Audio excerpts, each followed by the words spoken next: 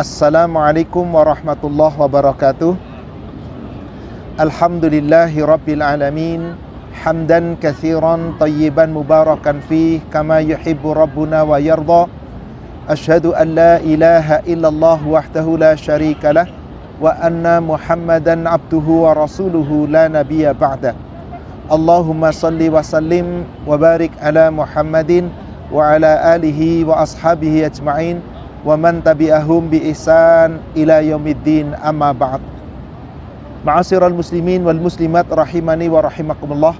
Saudaraku seiman, Bapak Ibu jamaah Umrah Al-Fatonah yang semoga dirahmati Allah. Alhamdulillah, pada sore hari ini kita terakhir kali di Masjid Nabawi, yang akan kita akhiri nanti insyaallah salat maghrib berjamaah bersama imam. Lalu jangan lupa kita langsung mengqashar salat isya 2 rakaat masing-masing saja, nggak perlu kita berjamaah karena kadang-kadang situasinya agak sedikit kredit. Maka setelah itu kita nanti akan langsung menuju ke lobi tempat kita pertama kali datang. Semoga Allah memberikan kelancaran, memberikan kekuatan dan kesehatan. Saudara-saudara kita yang sedang sakit, semoga Allah angkat penyakitnya. Yang sedang dalam kesulitan, semoga Allah angkat kesulitannya. Insya Allah semoga kita senantiasa terjaga dalam istiqomah iman dan takwa. Salawat serta salam semoga terlimpahkan, tercurahkan kepada Nabi kita Rasulullah Muhammad sallallahu alaihi wasallam. Semoga tercurah kepada seluruh keluarga, sahabat dan seluruh pengikutnya hingga yaumil akhir. Kedengeran nggak Pak di sini Pak? Mungkin agak maju sedikit Pak, biar lebih ini lagi Pak. Ayo yang ngeriungnya lebih dekat lagi, ngeriungnya lebih dekat lagi. Saudaraku seiman, sepanjang kita berlaksanakan ibadah umrah, mungkin kita peduli itu hanya sesama keluarga. Saya dengan istri saya yang bawa rombongan, kadang-kadang satu rombongan saja sudah tidak peduli. Ya paling tegur sapa. Tapi saling membantu terkadang, kalau tidak terpaksa sekali tidak. Masing-masing nafsi-nafsi Pak. Makan, repot sendiri-sendiri, mau lift ngantri sendiri, paling hanya tegur sapa. Dunia lupa ini Pak. Dan ini satu grup. Gimana kalau nggak kenal? Sudah nggak peduli. Tahukah Bapak Ibu, kelak di yaumil akhir di padang mahsyar, kita walaupun saling mengenal, walaupun satu keluarga, walaupun pasangan, walaupun anak, nggak peduli satu sama lain. Masing-masing Pak, hanya sibuk dengan urusannya. Pada kesempatan yang singkat ini, saya akan menyampaikan tausiah.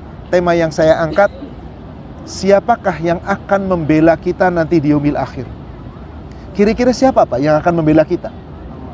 Subhanallah, tidak ada yang membela kecuali amal ibadah kita. Maka untuk itu Allah Subhanahu wa ta'ala menggambarkan bagaimana situasi yang sangat sulit ketika seorang hamba di padang mahsyar baru hendak dihisab. Apalagi menghadapi hisabnya, apalagi setelah itu. Dalam hal itu Allah gambarkan ada sebuah surat Al-Quran, namanya surat Abasa, surat 80. Dari ayat yang ke-33, Allah Subhanahu wa ta'ala berfirman, فَإِذَا جَاءَتِ الصَّاخَّةُ, maka apabila tiupan sangkakala yang kedua ditiup, setelah kiamat hancur alam semesta, ditiup sangkakala yang kedua, maka manusia dibangkitkan dari kubur, dihidupkan kembali di padang mahsyar, di bumi yang baru. Apa yang terjadi saat manusia dibangkitkan? Yauma yafirrul mar'u min akhi, manusia lari dari saudaranya. Wa ummihi wa abi, lari dari ibu dan bapaknya. Wa sahibatihi wa bani, lari dari pasangannya, suami, istri dan dari anak-anaknya. Kenapa masing-masing tidak peduli? Likulli imri'im minhum yauma idzin sya'nu yughri. Tiap-tiap manusia pada saat di padang mahsyar sibuk dengan urusannya masing-masing, sibuk dengan amalnya masing-masing. Gak ada tolong-menolong Pak, gak peduli satu sama lain. Itulah keadaan di padang mahsyar. Maka Allah katakan dalam satu kelompok, wujuhu yauma idzin basirah. Ada orang-orang yang saat itu wajahnya tersenyum gembira. Dhahikatu mustabsyirah, tertawa gembira ria. Siapa mereka? Orang yang bekalnya cukup. Sebaliknya, wa wujuhu yauma idzin 'alaiha ghabarah, tarhaquha qatarah.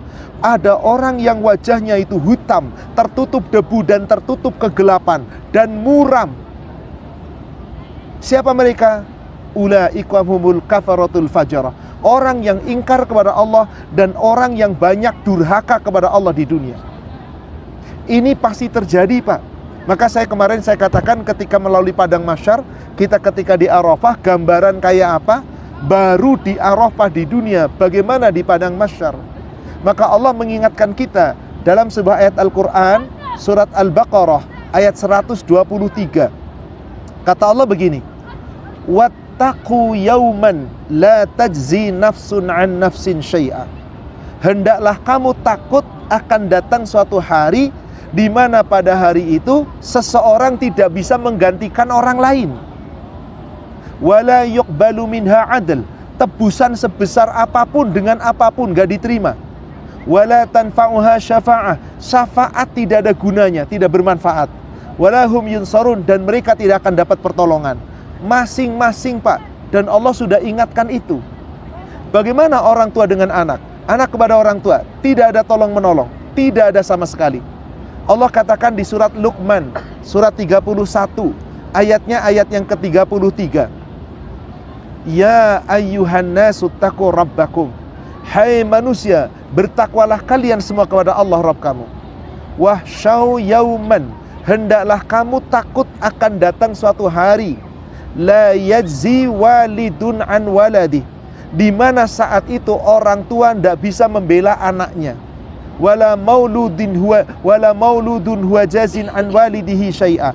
Anak-anak tidak bisa menolong orang tuanya sedikit pun. Inna wa'dallahi haq. Ini janji Allah, saudara sekalian. Janji Allah itu pasti benar. Fala taghurrannakumul hayatud dunya. Maka jangan kamu terperdaya dengan dunia. Banyak manusia terperdaya dengan dunia. Alhamdulillah, saya yakin kita di sini menikmati ibadah kita jaga luar biasa. Tapi nanti kadang-kadang pulang ke tanah air, dunia kembali memperdayakan kita. Kata Allah, jangan terperdaya dengan dunia. Silahkan Anda cari dunia, tapi dunia itu hanya sementara, titipan Allah yang kita gunakan untuk bekal yaumil akhir. Maka siapakah yang akan membela kita nanti di yaumil akhir? Amal ibadah kita, bukan kekayaan dan kedudukan kita, fisik kita dan kehormatan kita, bukan. Rasulullah SAW bersabda dalam hadis riwayat Imam Muslim dari sahabat Abu Hurairah, Innallaha la yanzuru ila suwarikum, Innallaha la yanzuru ila amwalikum, walakinnallah yanzuru ila qulubikum wa a'malikum.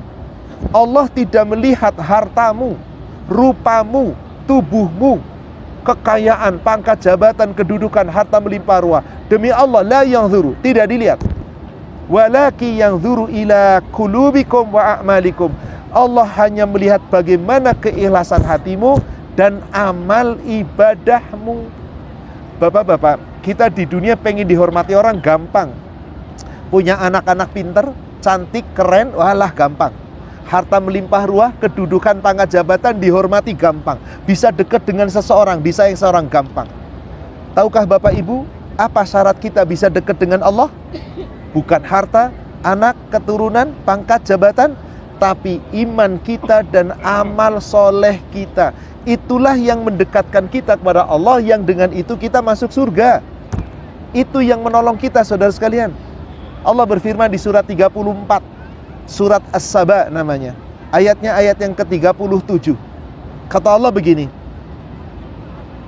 wa ma amwalukum wala auladukum billati tuqarribukum indana zulfa.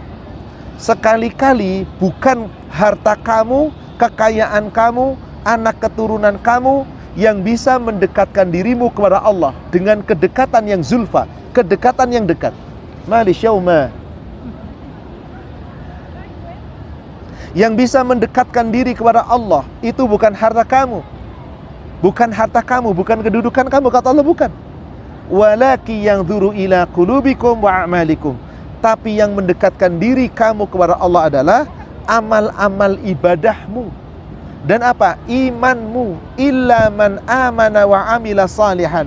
Imanmu dan amal solehmu yang akan mendekatkan diri kepada Allah.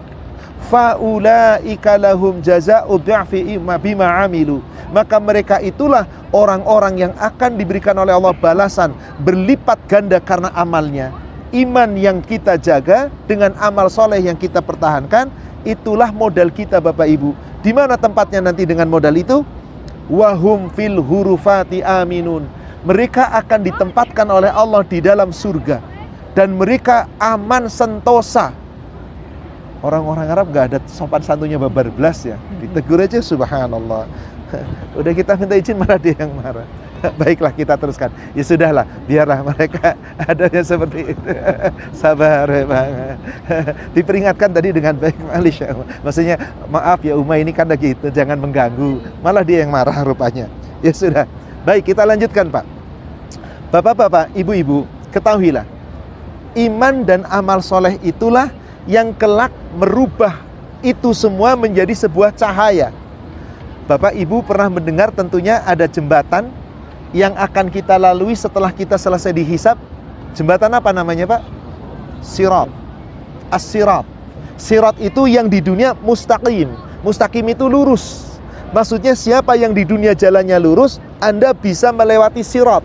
Kalau di akhirat bukan jembatan siratul mustaqim, cuman satu sirat.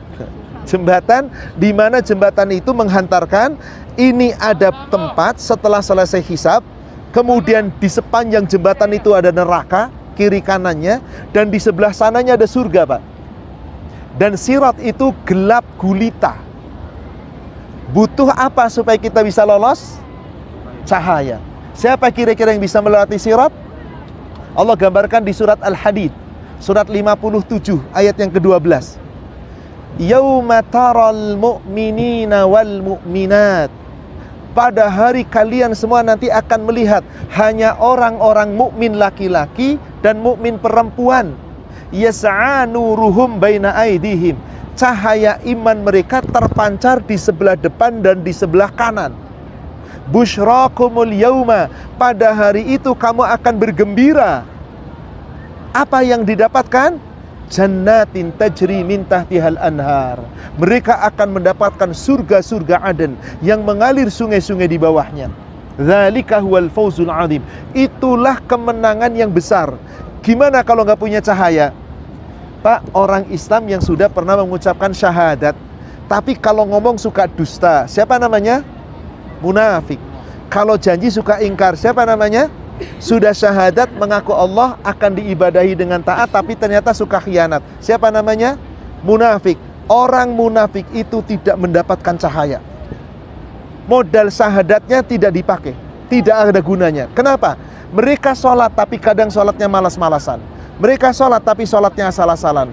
Maka Allah gambarkan tentang orang munafik itu di surat 4, surat An-Nisa ayat 142. Innal munafiqina yukhadi'una Allah. Sesungguhnya orang-orang munafik itu hendak menipu Allah. Bayangkan Pak, Allah saja hendak ditipu. Loh, bagaimana cara menipu Allah? Dia sholat kata Allah. Wa idza qamu ila shalah. Apabila dia berdiri dalam sholat, qamu kusala. Sholatnya malas-malasan.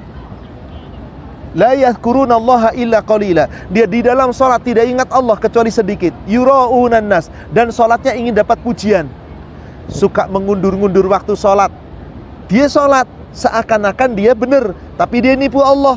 Sholatnya tidak ikhlas. Allah akan membalas tipu dayanya dengan cara Allah biarkan ibadahnya. Seperti itulah. Dan orang itu kata Allah, la yadhkurunallaha illa qalila. Saat sholat tidak ingat Allah kecuali sedikit. Maaf bapak-bapak yang masih kerja, kerjaan belum selesai, lagi sholat, kira-kira yang kepikiran apa Pak? Ya. Betul apa enggak? Kemana hatinya? Apakah 10 menit Anda enggak konsentrasi sama Allah? Kenapa sudah berjam-jam dunia Anda masih ingat dunia? Awas, hati-hati nih loh Pak. Kenapa? Ciri orang yang tidak khusyuk di dalam sholat, dia matanya ke sujud, lisannya membaca, ininya nggak paham, apalagi ininya Pak. Makanya penting kita ibadah itu memahami makna yang kita sedang baca. Itulah pentingnya. Jangan sampai nanti naudzubillah seakan-akan amal ibadah kita nggak bersia-sia. Karena apa? Karena Allah menilai kita itu tidak ikhlas. Sifat munafik itu tidak ikhlas. Yura'unan nas, riya, ingin dapat pujian manusia. Apakah nanti orang Islam yang munafik tadi akan bisa masuk ke dalam surga? Iya, tetapi tertahan dulu. Coba kembali ke surat 57 tadi. Di ayat 12, hanya orang yang beriman yang cahayanya terpancar depan dan belakang. Di ayat ke-13, Allah gambarkan, yauma yaqulul munafiqina wan munafiqat. Pada hari ketika laki-laki munafik dan perempuan munafik yaqulu, memanggil-manggil, lilladzina amanu, orang yang beriman. Apa yang dikatakan oleh orang munafik? Uzuruna naktabis min nurikum, tolong tunggulah kami akan mengambil sebagian cahaya kamu. Saya buatkan ilustrasi begini Bapak Ibu. Misal seandainya Pak, jarak dari ujung hotel itu sampai ke masjid, katakanlah 100 meter Pak, katakanlah 100 meter. Ada jalan sepanjang 2 meter, tapi sepanjang jalan itu tidak ada penerangan sedikit pun, gelap gulita. Kiri kanannya jurang menganga, ada binatang buas, ada buaya, dan batu-batuan tajam. Siapa yang jatuh pasti celaka. Bapak-bapak, kita berada 24 orang nih Pak, rombongan Pak. Harus bawa apa supaya selamat dari jembatan sana sampai ke sini? Cahaya. Apa cahayanya Pak? Bisa senter, ya, bisa handphone, apapun kan? Misal ternyata 24 orang ini kumpul dari sana, jalanan cuma 2 meter, kiri kanannya jurang, pengen menuju ke tempat yang indah di sana. Qadarullah yang bawa senter cuma Abah Yanto. Siapa yang bisa selamat sampai sana? Enggak, semuanya bisa. Abah Yanto tolongin kita. Kalau Abah Yanto ngacir duluan, digebukin sama kita. Betul apa enggak? Gimana caranya? Yo Bah, bareng-bareng Abah. Abah di tengah, di depan ada, atau mungkin 5 orang dulu antarkan, datang lagi antarkan, selamat semua apa enggak Pak? Itulah dunia, bisa tolong menolong kalau kenal. Kalau Abah Yanto nggak kenal, ngapain nolong kita? Pak, adakah tolong mau nolong nanti di yaumil akhir? Subhanallah, tadi digambarkan Pak, surat 57 ayat ke-13. Pada hari ketika orang munafik laki-laki dan perempuan, lihat orang beriman yang punya cahaya iman mengatakan begini, Unzuruna naktabis min nurikum, tolong tunggu kami akan minta sebagian cahaya kamu. Kira-kira ditungguin gak Pak? Jawaban orang beriman hanya mengatakan, qila rji'u wara'akum faltamisu nura, balik lagi kamu ke belakang sana, cari cahayamu sendiri. Aku gak berbagi, ambil cahayamu sendiri. Akhirnya orang munafik itu gelap. Orang beriman sampai ke surga, orang munafik terjerumus ke dalam neraka. Na'udzubillah. Maka bapak-bapak, ibu-ibu sekalian yang semoga dirahmati Allah, cara masuk surga dari umatnya Rasulullah SAW itu ada 3 cara Pak. Silahkan bapak ibu milih cara yang mana. Allah gambarkan nama suratnya Al-Waqi'ah. Surat Al-Waqi'ah, surat 56, ayatnya dari ayat 7 sampai dengan ayat 12. Kata Allah begini, wa kuntum azwajan thalatha. Kalian, maksudnya kalian itu orang yang sudah mengucapkan kalimat syahadat. Umat Rasulullah SAW, umat Islam terbagi menjadi 3 Pak di padang mahsyar. Cara masuk surganya ada 3 cara. Cara yang pertama, ayat ke-8. Fa ashabul maimanati ma ashabul maimanah. Golongan kanan, alangkah mulianya golongan kanan. Siapa golongan kanan? Dijelaskan oleh Allah di surat Al-Haqqah, surat 69, ayat 19 sampai ayat 24. Di situ diceritakan secara detail. Yang terima catatan dengan tangan kanan, dihisab dengan ringan. Setelah hisab, kemudian ditimbang, amal kebaikannya lebih berat, langsung masuk ke dalam surga Pak, tanpa neraka. Dihisab dengan ringan, langsung ke surga. Itu golongan pertama. Terima catatan dengan tangan kanan, dihisab ringan, masuk ke surga. Golongan kedua, ayat yang ke-9. Wa ashabul masy'amati ma ashabul masy'amah. Golongan kiri, alangkah ngerinya golongan kiri, alangkah sengsara golongan kiri. Siapa golongan kiri? Allah ceritakan ditambah surat yang sama tadi, Al-Haqqah, surat 69, dari ayat ke-25 sampai dengan ayat yang ke-34. Itu golongan kiri. Siapa mereka? Menerima catatan dengan tangan kiri, dihisab dengan berat, dan ternyata amal keburukannya lebih berat daripada amal kebaikan, maka alangkah sengsara masuk neraka dulu. Golongan ketiga, ayat yang ke-9 sampai dengan ayat yang ke-10 sampai dengan ayat 12. Was-sabiqunas sabiqun ulaikal muqarrabun fi jannatin na'im. Orang yang pertama-tama masuk Islam, yang lebih dulu pertama masuk Islam, kalangan para sahabat dan para tabi'in, Pak. Mereka itulah yang didekatkan ke dalam surga, langsung masuk ke dalam surga.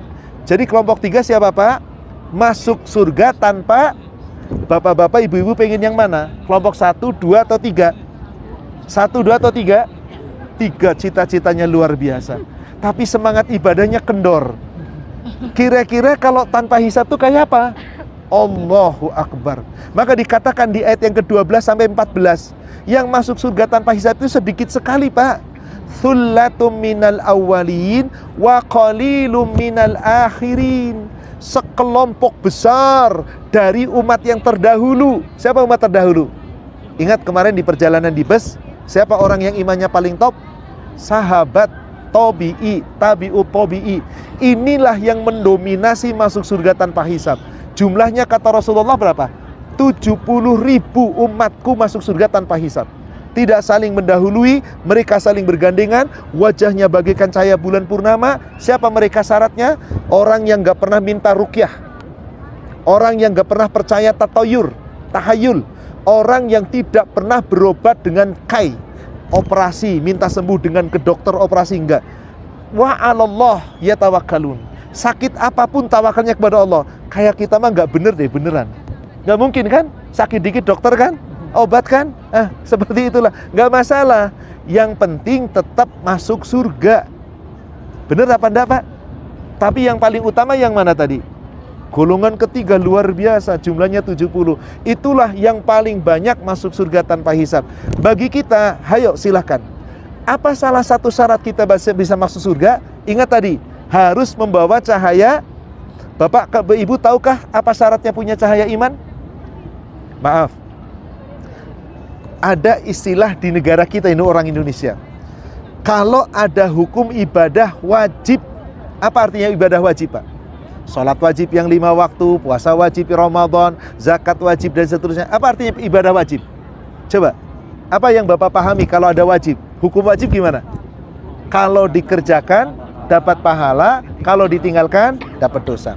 Kalau hukum sunnah, dikerjakan dapat pahala, nggak dikerjakan tidak apa-apa, tidak dapat dosa. Itu dia jebakan, Pak. Itu jebakan Batman itu tuh, Pak. Karena apa? Menganggap tidak apa-apa. Iya kan? Kalau mubah, kalau makruh, dikerjakan tidak mengapa, kalau ditinggalkan dapat pahala. Saya akan dudukkan tentang sunnah. Saya akan buat ilustrasi sunnah, Pak. Bagaimana sih sesungguhnya pemahaman sunnah? Coba dibuka surat 57 ayat 28. Di ayat itu Allah Subhanahu wa ta'ala berfirman, Ya ayyuhalladzina amanu taqullah wa aminu birasulih. Hai orang-orang yang beriman, bertakwalah kamu kepada Allah, tetaplah beriman kepada Rasulnya. Pak Teguh sedang melihat Al-Quran, Pak. Betul seperti itu, Pak? Coba, Pak, tolong baca terjemahannya, Pak, biar yakin bahwa ini ayat Al-Quran. Saya tidak berani mengatakan kecuali berdasarkan ayat Al-Quran. Monggo, Pak, terjemahannya dibaca.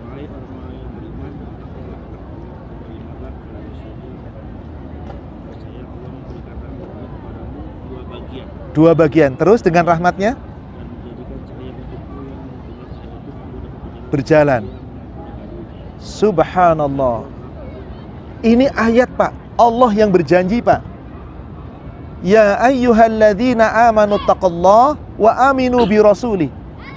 Hai orang-orang yang beriman, bertakwalah kamu kepada Allah dan tetaplah beriman kepada Rasulnya. Kalau kamu beriman kepada Rasul, yu'tikum kiflaini min rahmatihi. Kamu dapat bagian rahmat 2 bagian. Dunia akhirat dapat. Dengan rahmat 2 bagian, wa yaj'al lakum nura. Rahmat itu menjadi cahaya iman. Di mana cahaya iman itu? Subhanallah, tamshuna bihi. Dengan cahaya iman itu tadi Pak, dengan rahmat dua bagian menjadi cahaya. Cahaya itu yang bisa menjalankan kamu, mengantarkan kamu, membawa kamu. Jadi bagaimana caranya kita bisa punya cahaya iman nanti di akhirat? Taati Allah, taati apa maksudnya Pak? Apakah hukum sunnah seenaknya kita mengatakan ditinggalkan gak apa-apa? Sekarang saya mau buat aturan, saya mau buat ilustrasi. Pak Soekardi direktur saya Pak. Saya bawahan Pak Soekardi. Bawahan yang paling rendah kira-kira siapa Pak? Office boy ya Pak ya. Saya office boy. Saat Pak Soekardi panggil saya dan Pak Soekardi tahu saya lagi makan, Pak Ahmad Susilo tolong ke ruangan saya, padahal tahu saya lagi makan. Saya menunda sampai 10 menit, Pak Soekardi marah nggak? Marah nggak Pak? Kenapa marah? Tidak mengindahkan. Maka saya harus taat. Sampai di sini bisa dipahami? Oke. Sekarang Pak Soekardi punya bawahan yang lain, karyawan. Saya cuma office boy loh Pak. Ini karyawan Pak Soekardi semua. Pak Soekardi tidak memanggil langsung, tapi Pak Soekardi minta tolong saya. Pak Ahmad Susilo, tolong dong karyawan-karyawan dipanggil datang ke ruangan saya. Bapak-bapak, ibu-ibu, dipanggil Pak Soekardi, suruh datang ke ruangan Pak Soekardi. Ada yang telat 5 menit, telat 2 menit, telat 10 menit, telat setengah jam. Kira-kira Pak Soekardi marah apa enggak? Lebih setuju yang mana? Yang langsung datang atau telat? Maaf, adzan sholat aja Pak. Yang nyuruh adzan siapa enggak Pak? Bapak tahu siapa? Allah. Melalui siapa? Pesuruhnya Allah. Siapa pesuruhnya Allah namanya? Rasul, risalah, pembawa risalah. Rasul nyuruh muadzin. Jadi bapak-bapak, ibu-ibu dengar Allahu Akbar, hayya 'ala shalah, itu panggilan siapa? Panggilan Allah melalui Rasul, melalui muadzin. Berani telat apa enggak? Oh berani. Berani Pak. Lagi sibuk kerja, dipanggil Allah, terusin kerja atau panggilan Allah didahulukan? Tolong jawab dengan jujur. Teori ngomong panggilan Allah Ustadz di sini. Nah, subhanallah. Adilkah? Padahal Rasulullah sudah perintahkan sholat tepat waktu paling baik. Pertama. Kedua, Pak Soekardi nyuruh langsung kepada karyawan, tolong kerjakan ini. Lalu dikerjakan. Seneng nggak Pak? Pak Soekardi suatu ketika nyuruh karyawan, tapi nggak nyuruh karyawan tapi melalui saya. Pak Ahmad, terserah deh Bapak tuh manajer saya, atur deh kayak apa. Pokoknya secara garis besar harus ikut perusahaan. Bapak yang lebih tahu lapangan. Silahkan semua karyawan Bapak perintah sesuai dengan aturan perusahaan. Pak Soekardi nggak nyuruh, tapi saya yang nyuruh. Tiba-tiba karyawan ngomong, wah kalau yang nyuruh Pak Soekardi wajib saya jalankan. Kalau yang nyuruh cuma Pak Ahmad Susilo, karyawannya Pak Soekardi juga, sunnah dikerjakan juga dapat pahala, enggak apa-apa.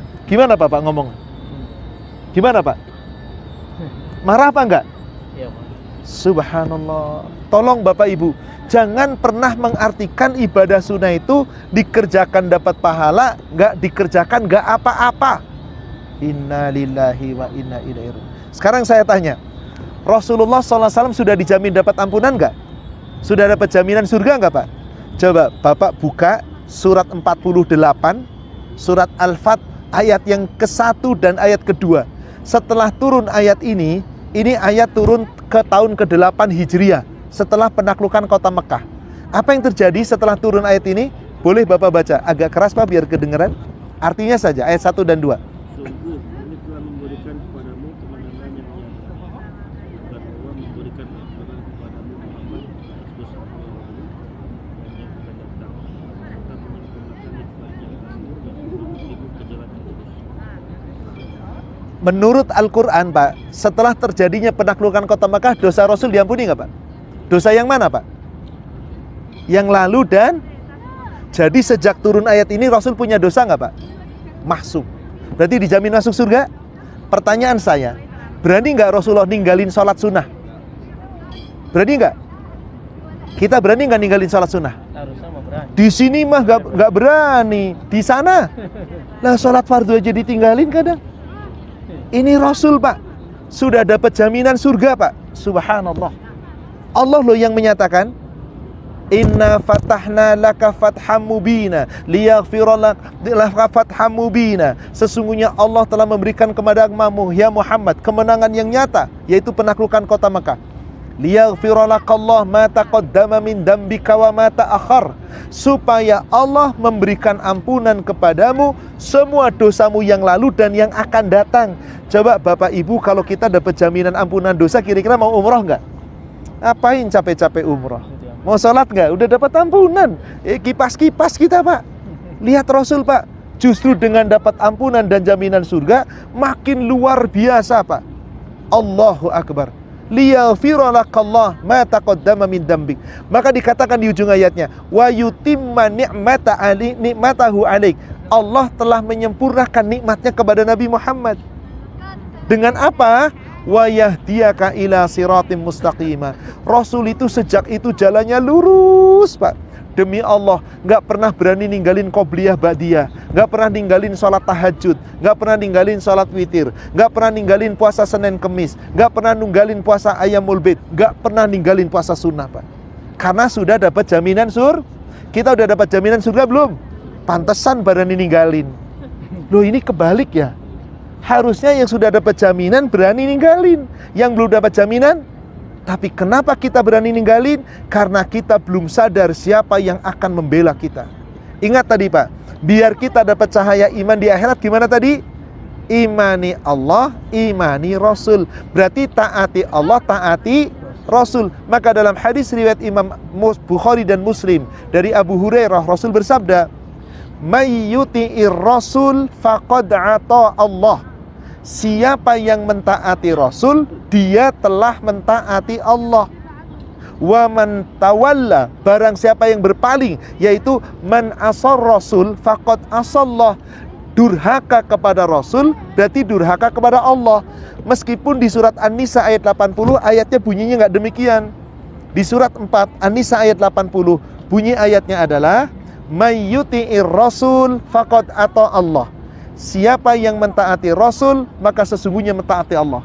Wa man tawallau, barang siapa yang tidak taat sama Rasul, meremehkan sunnahnya Rasul, wa ma arsalnaka alaihim hafidha. Ya Muhammad, aku tidak mengutusmu untuk umatmu sebagai penjaga.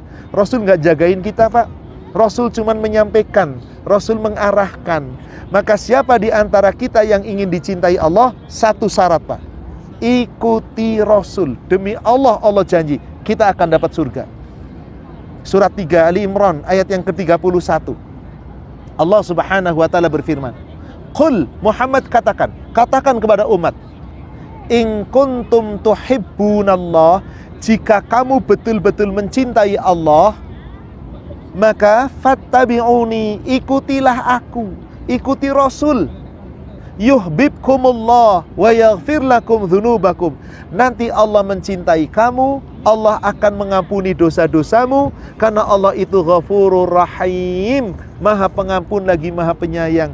Saudaraku seiman, mari kita sudah merajut iman kita sepanjang kita umrah di kota suci Mekah, di kota suci Madinah di sini, dan kita telah berusaha untuk baik. Mari kita pertahankan, insya Allah. Semoga iman kita betul-betul, mungkin turun ya, tapi jangan sampai drop Pak. Dan selalu ingat, bekal kita adalah iman dan takwa. Bekal kita adalah iman dan amal soleh. Saya tutup dengan sebuah hadis Pak. Hadis ini hadis qudsi, diriwayatkan oleh Imam Bukhari dari sahabat yang bernama Abu Hurairah, semoga Allah meridhoinya. Qala Allahu Ta'ala, Allah Ta'ala berfirman.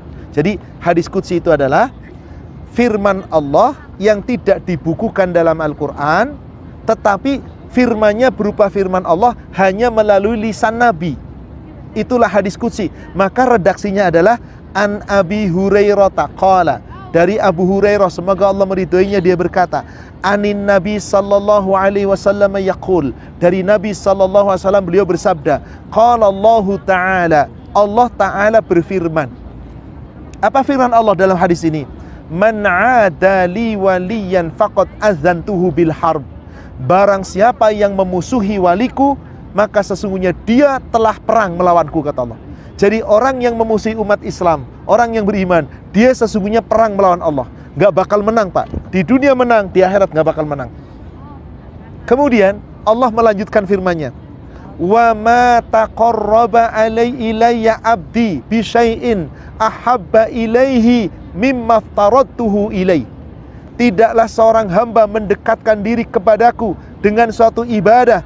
Tidak ada ibadah yang paling aku sukai melainkan ibadah yang aku wajibkan. Jadi semua ibadah wajib itu perintah Allah, Pak. Itu yang paling dicintai Allah. Itulah yang harus kita jalankan. Kedua, Anda cinta kepada Allah, Anda menjalankan ibadah yang wajib. Anda ingin dicintai Allah, harus ditambahkan wa ma taqarraba ilayya abdi bin nawafil. Tidaklah seorang hamba lebih mendekatkan diri kepadaku dengan menambahkan ibadah-ibadah sunnah hatta uhibbah, sehingga ketika hambaku menjalankan ibadah sunnah, aku akan mencintainya.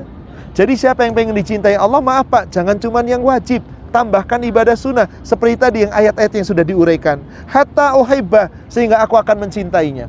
Apa jaminannya kalau Allah sudah mencintai kita? Karena kita menjalankan yang wajib dan yang sunnah dengan baik. Hatta idza ahbabtuhu, sehingga apabila aku telah mencintainya, kuntu sam'ahu alladhi yasma'u bihi, kuntu yadahu alladhi yabtishu biha, kuntu basarahu alladhi yubsiru bihi. Aku akan menjadi pendengarannya, yang dengan pendengarannya dia mendengar. Aku menjadi penglihatannya, dengan itu melihat. Aku menjadi kedua tangannya, yang dengan itu tangannya beramal. Warijlahu alladhi yamshi biha. Aku akan menjadi kedua kakinya, yang dengan itu dia melangkah. Apa maksudnya, Pak? Penglihatan kita dijaga Allah, pendengaran kita dijaga Allah, perbuatan tangan kita dijaga Allah, langkah kaki kita dijaga Allah. Bayangkan Pak, dijaga, nggak sembarangan. Maka orang yang selalu menjalankan ibadah sunnah, dilihat demi Allah Pak, akhlaknya pasti bagus. Yang benar tapi ya yang ikhlas. Pandangan matanya terjaga, pendengarannya terjaga, lisannya terjaga, perbuatan tangannya terjaga, langkah kakinya terjaga. Maka Allah berikan jaminan, idza sa'alani fa'u'tiyan, apabila hambaku yang aku cintai meminta kepadaku, aku beri permintaannya.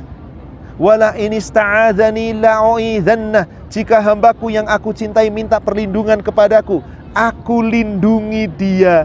Subhanallah. Kira-kira Pak, apakah ini tidak menggiurkan? Bukankah ini bekal kita? Bekal-bekal ibadah sunnah itu apa sih gunanya?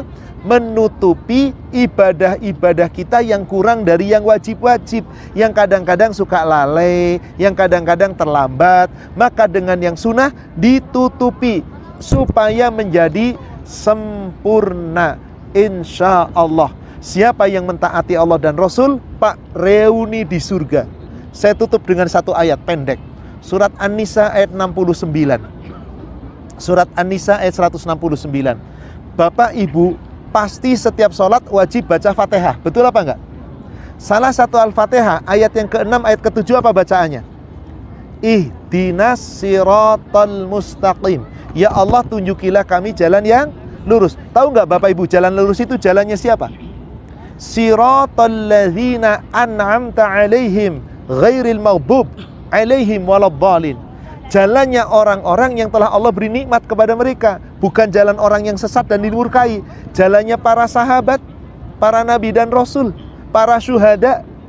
Jika bapak-bapak mentaati Allah dan Rasul, di surga dikumpulkan dengan mereka Pak, orang yang sudah diberi nikmat. Ini jaminan Allah.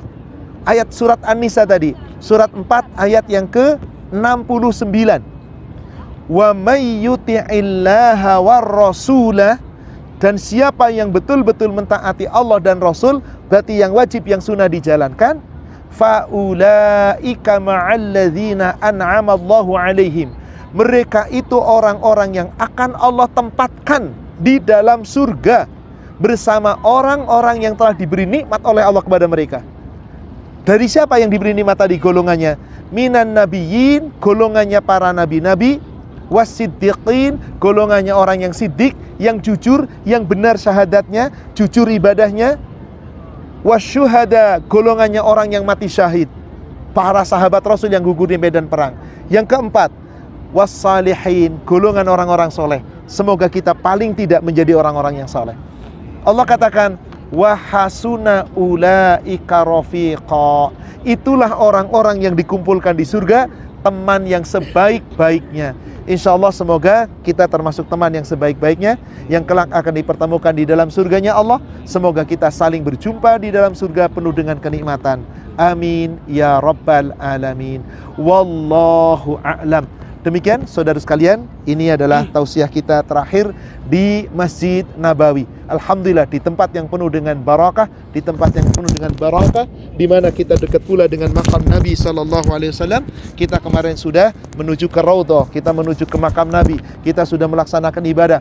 Ya Allah, semoga apa yang kita lakukan ini diijabah oleh-Mu ya Allah. Semuanya ini Engkau terima ya Allah. Engkau jadikan menjadi pahala yang melimpah ruah, menjadi ampunan, dan Engkau jadikan menjadi cahaya iman, yang kelak dengan cahaya iman itu kita akan berjalan menuju surga. Amin ya rabbal alamin. Demikian saudaraku seiman, yang benar dari Allah yang disampaikan melalui Rasulnya, yang salah saya yang menyampaikan yang penuh kekurangan, yang penuh kekhilafan. Semoga Allah memaafkan dan mengampuni kesalahan dan dosa-dosa kita. Mari kita akhiri dengan kafaratul majlis. Subhanaka Allahumma wa bihamdika, asyhadu an la ilaha illa anta, astaghfiruka wa atubu ilaih. Alhamdulillah, billahi taufik. Assalamualaikum warahmatullahi wabarakatuh.